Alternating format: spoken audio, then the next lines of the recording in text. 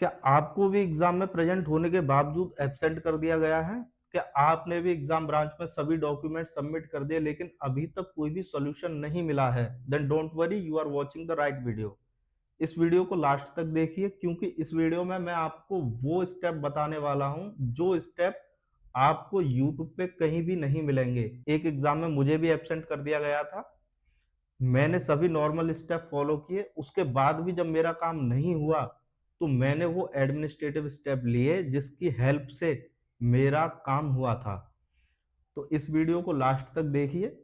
सबसे पहले मैं आपको वो नॉर्मल स्टेप बताऊंगा जो आपको फॉलो करने ही करने हैं। नमस्कार, मेरा नाम है शिवांशु कुमार। मैं डी यू सोल से बीए ऑनर्स इंग्लिश का स्टूडेंट रहा हूँ। मुझे एक एग्जाम में एब्सेंट कर दिया गया था। मेरा लास्ट सेमेस्टर का लास्ट एग्जाम था। तो सबसे पहले मैं इस वीडियो में बताऊंगा कि आपको नॉर्मल स्टेप क्या फॉलो करने हैं। सबसे पहले आपको जाना है उस एग्जाम सेंटर में जहां पे वो एग्जाम कंडक्ट हुआ था। जैसे कि मेरा एग्जाम कंडक्ट हुआ था श्री श्यामलाल कॉलेज शाहदरा में। वहां जाके आपको एक एप्लीकेशन लिखनी है। एप्लीकेशन में आपको एक्सप्लेन करना है कि आपको एक एग्जाम में एब्सेंट कर दिया गया है। उस एब्सेंट को रेक्टिफाई करवाने के लिए आपको अटेंडेंस शीट की नीड है, इसलिए आपको वो अटेंडेंस शीट दे दी जाए। आप जब एप्लीकेशन को सबमिट कर देते हैं, सबमिट करनी है आपको अपने एडमिट कार्ड के साथ। जब आप उस एप्लीकेशन को सबमिट कर देंगे उसके 10 से 15 मिनट बाद आपको अटेंडेंस शीट दे दी जाएगी। आपको अटेंडेंस शीट लेके जाना है डीयू सोल के कैंपस में। वहां पे आपको एक एप्लीकेशन और लिखनी है। वहां आपको एक्सप्लेन करना है कि आपको एक एग्जाम में एब्सेंट कर दिया गया है जबकि आप उस एग्जाम में प्रेजेंट थे। आपको ये सब प्रॉपरली लिखने के बाद आपको उस विंडो पे जाना है जो विंडो आपके कोर्स से रिलेटेड है। जैसे कि मेरा कोर्स था बीए ऑनर्स इंग्लिश। सभी कोर्स के लिए एक सेपरेट विंडो बनाई गई है। आपको उसी विंडो पे जाना है जो आपके कोर्स से रिलेटेड है। उस विंडो पे जाने के बाद आपको जो आप अटेंडेंस शीट लेके आए हैं वो अटेंडेंस शीट, आपका एडमिट कार्ड और एक आधार कार्ड की कॉपी वहां लेके जाना है। वहां आपको कई ऑफिशियल्स के साइन करवाने होंगे। वो आपको बता देंगे कि आपको किस किस ऑफिशियल के पास जाना है। आपको सब्सिक्वेंटली सभी के साइन करवा लेने हैं। उसके बाद आपको वो सभी डॉक्यूमेंट्स लेके अपना एडमिट कार्ड, अटेंडेंस शीट और जो एप्लीकेशन पे अभी साइन हुए हैं वो सब लेके आपको जाना है एग्जाम ब्रांच। एग्जाम ब्रांच वहां से लगभग 1 से 1.5 किलोमीटर दूर है। वहां जाने के बाद आपको जाना है उस विंडो पे जो सोल से रिलेटेड है, 6 नंबर विंडो पे। 6 नंबर विंडो पे जब आप चले जाएंगे वहां पे आपको सभी डॉक्यूमेंट्स दे देने हैं। आपको बता देना है कि आपको एक एग्जाम में एब्सेंट कर दिया गया है। लेकिन सबसे इंपॉर्टेंट बात, आप जो भी डॉक्यूमेंट सबमिट कर रहे हैं उस सभी डॉक्यूमेंट्स की आपके पास एक एक कॉपी होनी चाहिए। जब आप डॉक्यूमेंट सबमिट करेंगे तो ध्यान रहे आपके पास एक मेल आता है, रिसीविंग मेल। वो मेल आपके पास आना ही चाहिए। अगर आपके पास मेल नहीं आता है तो समझ जाइए कि आपके डॉक्यूमेंट सबमिट नहीं किए गए हैं। तो आपके पास मेल आना जरूरी है। मुझसे भी यही गलती हुई थी। जब मैं पहली बार डॉक्यूमेंट सबमिट करने गया था तो मेरे पास कोई भी मेल नहीं आया था। आपको ये कंफर्म करना है कि आपके पास मेल आया या नहीं आया। जब मैं 5-6 महीने के इंतजार करने के बाद जब मुझे कोई भी करेक्शन नहीं मिला, कोई भी सॉल्यूशन नहीं मिला, तो मैं दोबारा कैंपस गया। वहां जाके मैंने पूछा कि मेरा कोई भी सॉल्यूशन क्यों नहीं मिला। तो सबसे पहले वहां पे मुझे उस विंडो से एक टोकन मिला और मुझे उस रूम में भेज दिया गया जो मेरे कोर्स से रिलेटेड था। वहां आपको जाना है, वहां उन लोगों से पूछना है। हालांकि वो लोग आपको कोई भी प्रॉपर जवाब नहीं देने वाले हैं, वो आपको सिर्फ नेग्लेक्ट करेंगे। क्योंकि जब मैं वहां गया था तो मुझसे बोल दिया गया था कि सर नहीं आए हैं, सर आएंगे जब आपका काम होगा। उसके बाद मैं लगातार 3-4 दिन गया तो लास्ट में मुझसे बोला कि आपकी आंसर सीट नहीं मिल रही होगी। अब बताइए, इसमें मेरी कोई गलती नहीं है। उसके बाद मैंने सोच लिया कि अब मेरा काम ऐसे नहीं होगा, मुझे कोई स्टेप लेना होगा।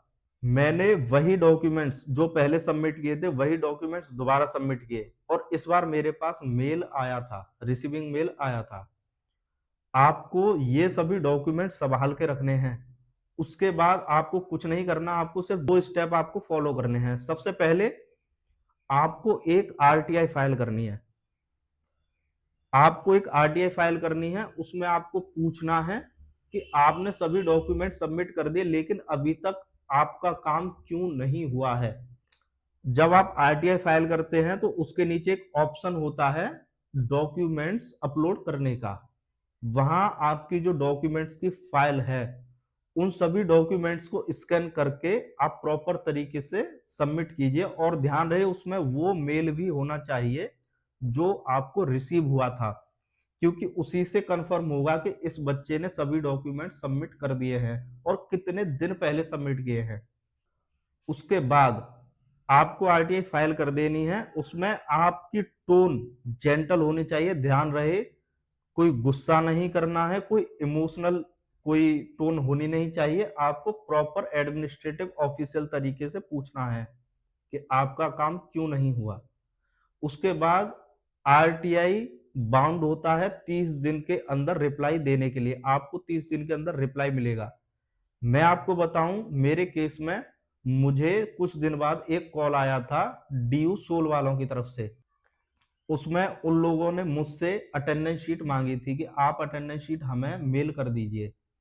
इससे साफ जाहिर होता है कि उन लोगों ने मेरे डॉक्यूमेंट्स इग्नोर किए थे, क्योंकि दोबारा अटेंडेंस शीट मांगने का कोई मतलब नहीं बनता, क्योंकि मैं 2 बार ऑलरेडी डॉक्यूमेंट सबमिट कर चुका हूं।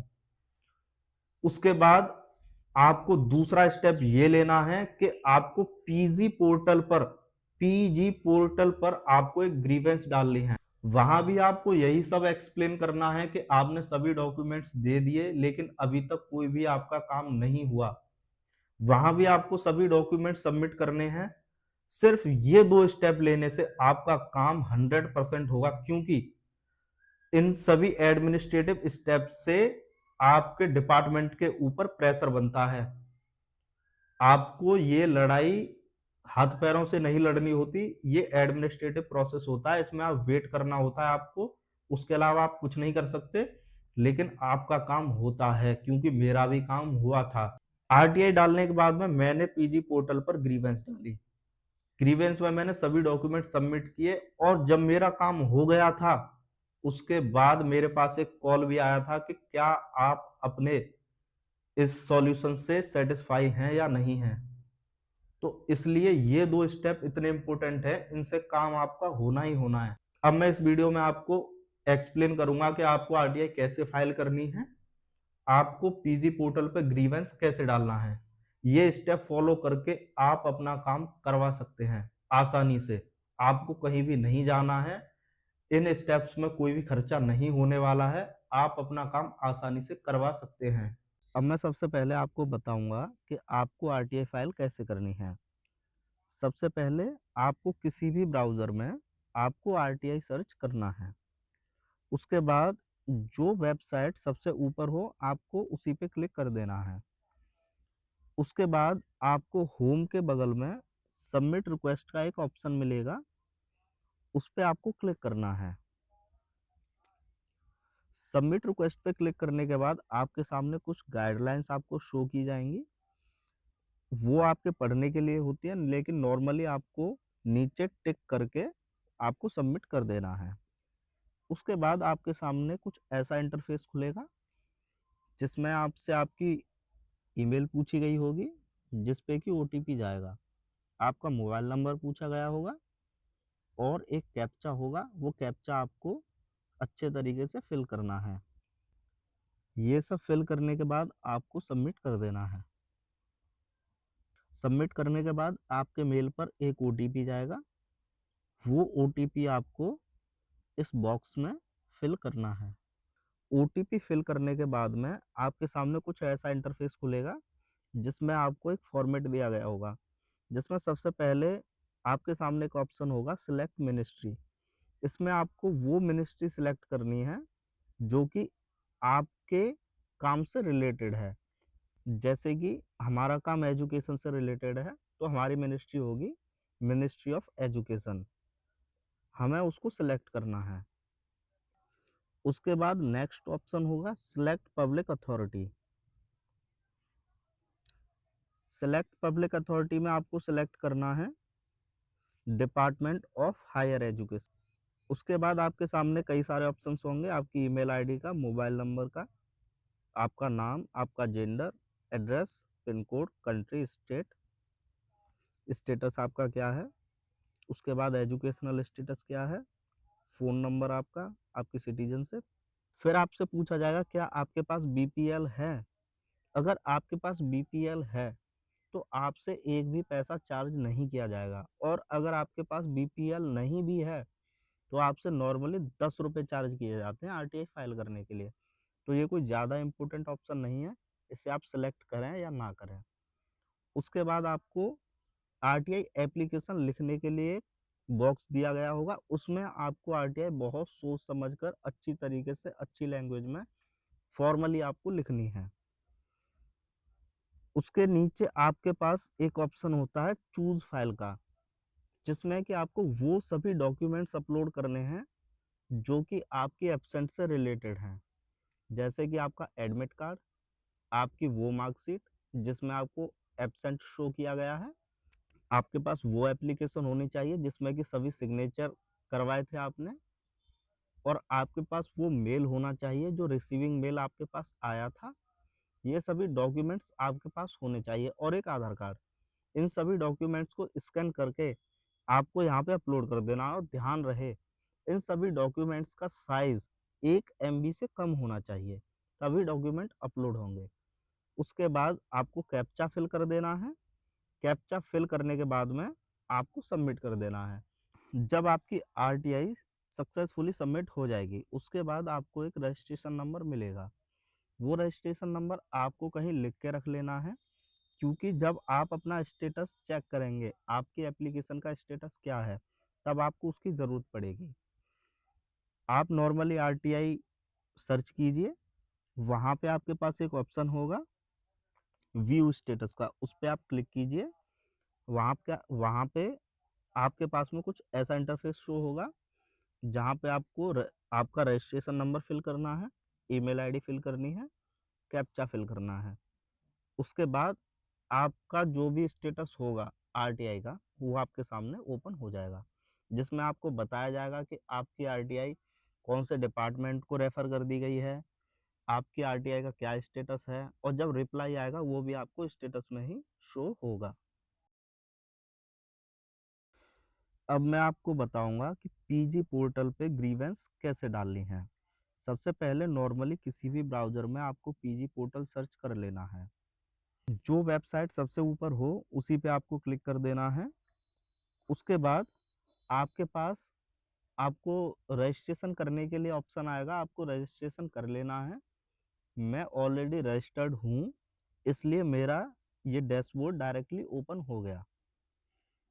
उसके बाद आपके पास एक ऑप्शन आएगा लॉन्च पब्लिक ग्रीवेंस का, उस पर आपको क्लिक करना है। इस पर क्लिक करके आगे सबमिट कर देंगे। उसके बाद हमको अपनी मिनिस्ट्री देखनी है कि हमारा जो काम है वो किस मिनिस्ट्री के अंडर आता है। तो हमारा काम जो आता है वो हायर एजुकेशन के अंडर आता है, हमें नॉर्मली उस पर क्लिक कर देना है। हायर एजुकेशन पे क्लिक करने के बाद में हमारे पास नेक्स्ट ऑप्शन होगा सिलेक्ट मेन कैटेगरी का।